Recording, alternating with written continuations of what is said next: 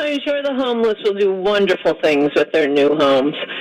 Maybe it will finally expose that these are not just, oh, I fell on hard times, lost my job. These are drug addicts and the mentally ill, and this is a cruel way to treat them. Don't think they'll actually be doing a lot with those new homes they get. But yeah, you're absolutely right. And the overarching thing the government wants to do is boss us around. It's such an odd thing. I was just talking to someone who was citing another person relatively big in the television industry who had, thought, and his blinding insight was, the person Donald Trump reminds me of, Adolf Hitler. And my friend, who's no more, a huge fan of Trump's than I am, and in fact quite a bit less probably, he said to the guy, really, where do you get that? I mean, come on, just think about it. There's a lot wrong with Trump. Utter narcissist, never follows through, just wants the immediate reaction. He's mostly promoting Ivanka and Jared, and hasn't kept any of his campaign promises. There's loads to say, but I mean, he can't even fire somebody on his own. He has to retweet somebody telling him he should fire Fauci or fire Sessions or fire Bannon. He can't even do that.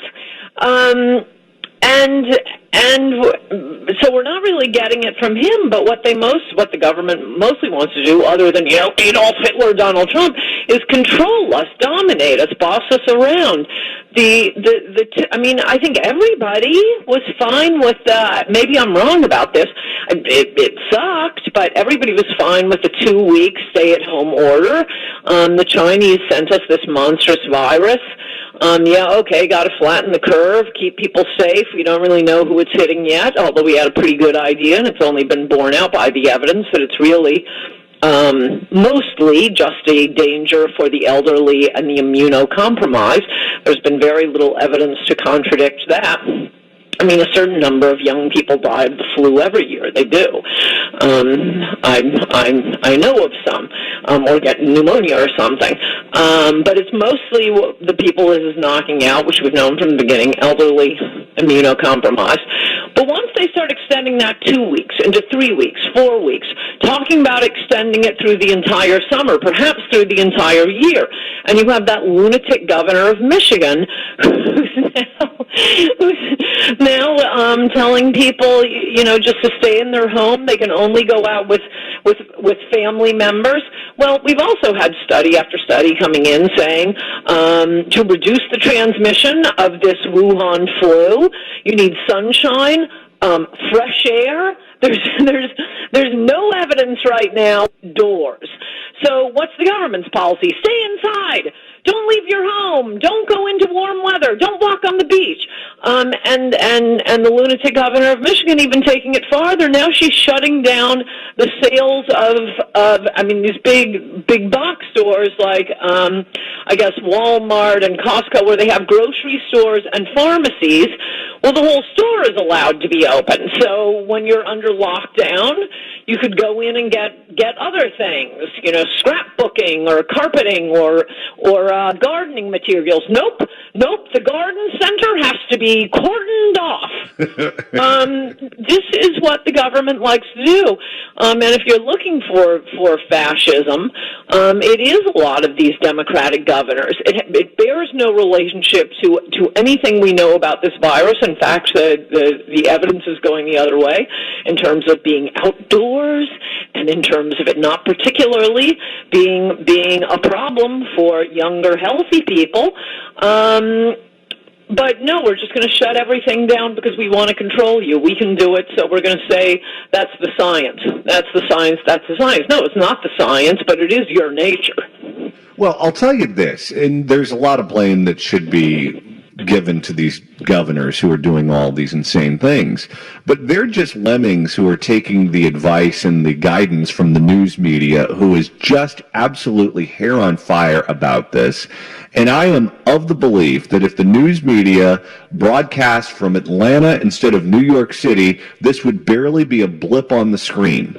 It's a real problem in the tri-state area for New York, New Jersey, Connecticut, and they are experiencing certainly more people dying from this virus than the other parts of the country, and people contracting this virus. But if they were in Atlanta, they wouldn't care. But because they're in New York, they want to run Wyoming the same way that they're running New York. And if you don't subscribe to that, then you're Alex Jones. Yes, and again, they are behaving in ways that are oppressive and yet contrary to the science. One of the main ways the virus is transmitted is public transportation. I mean, in addition to the temperate weather in California, and most parts of California certainly nicer than, I mean, New York City right now, I think, is around 42 degrees and raining, and it's going to be like that all week. California doesn't have very much public transportation. No one will mention that because public transportation is, that's a wet dream of the left. They want all of us, piling on and all facing the same direction like good North Koreans, all moving at the same speed. And at least we saved the earth. But you'll note, I mean, that certainly seems to have a lot to do with why New York has been, the New York environs have been hit so hard. Small apartments, people crowded together in small apartments, people crowded together on public transportation. It's the only way to get around a city of 11 million, 10 million, 8 million? I think it's 8 million people. And all confined on one tiny little island. People take the subway. They have to take the subway. If we didn't have our economy so tightly integrated with that of China, where they eat wild animals and sell them in wet markets, this wouldn't be a problem. Subway's actually usually pretty great, disgusting, and you can pick up leprosy, but really great in terms of transportation and getting you around the city fast. Well, and that's what they want to do to California. Even though we're built horizontally instead of vertically, they want us to get rid of our cars, they want us on the bus, they want us on trains that don't exist, and they want us to live above a 7-Eleven. And people who live in California like their single-family homes. We like our pools, we like our yards, we like our cars, and we don't want people living on top of us. And if we did, we'd probably all be contracting the virus too. That's right. That's right, but they won't mention that. No, they tell New Yorkers to stay out of the parks. Though, again, I don't think there's a single proved case of this virus being transferred out of doors. And there have been studies of this. I tweeted one, last week, a massive study of of the locations, the venues where the virus was transferred. And there was overlap. But it was something like, and these percentages are roughly correct, 70%, 74%, something like that, indoors, 37%, again, there was overlap, on public transportation. And how many cases were transferred outside? Zero. So the government's position is, it's the science.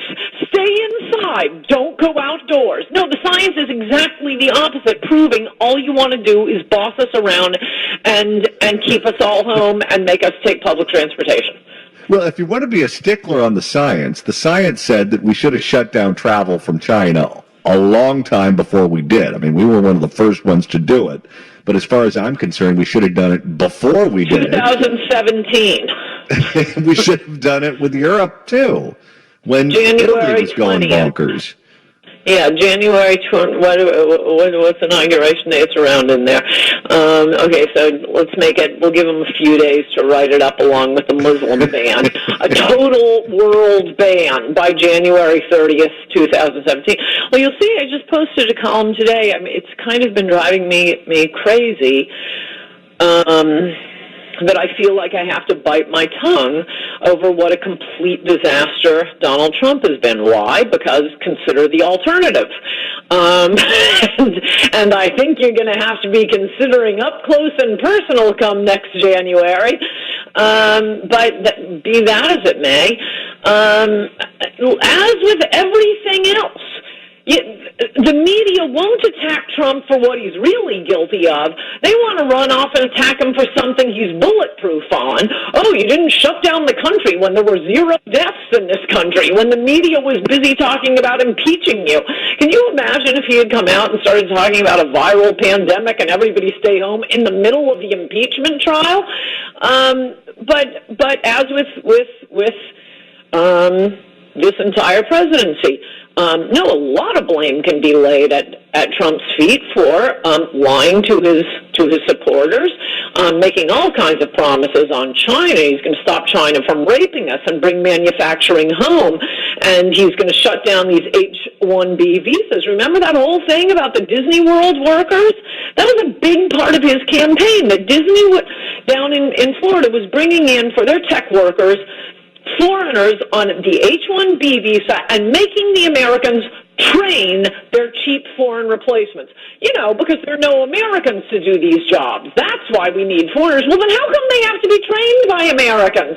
It was obviously BS. It was a fantastic campaign issue. Only Trump would talk about it. But unfortunately, then he got elected. He didn't tell us, oh, and I'm going to turn over my administration to Jared, Ivanka, and Gary Cohn.